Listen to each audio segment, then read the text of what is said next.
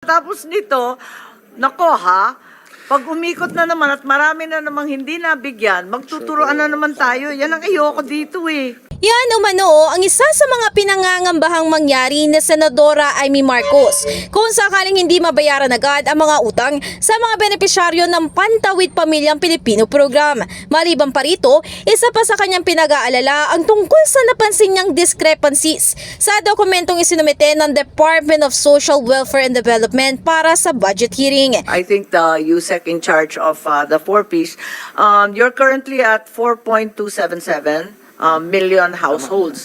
From the start of the program, you indicated that you had 1.451 million households had exited. Yung 1.451, sabi nyo exited na yon, ano? So total of 5.728 households. In the same data, sinabi nyo na 6.472 have been served. So, may discrepancy tayo. It's just arithmetic. Madam Chair, Bakit I'll may go through it. discrepancy ng 743,000? Bilang tugon, ipinaliwanag ni DSWD Secretary Rex Gatchalian na dahil lang ito sa mga benepisyaryos ng 4Ps na na-exit noong pandemya at muling ibinalik dahil sa pagiging kwalipikado. Samantala, nang matalakay naman ng Senadora ang success rate na pinasa ng DSWD, ang sinabi lang niya ay...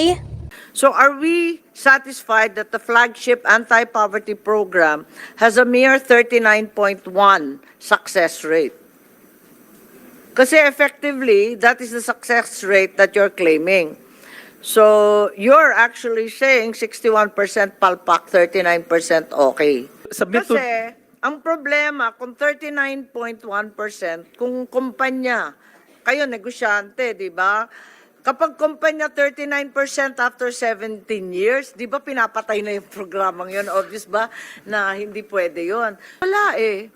Palpak Madam Chair, eh. that's why we... Sunod nito, hindi naman muling nakalusot ang nasabing ahensya, lalo na't may karagdagang dokumento pa na ipinapasumite ang Senadora at maging si Senador Christopher Bongo. In the heart of changing lives, ito si Brigada Ann Cortez ng 105.1 Brigada News FM Manila, the Music News Authority.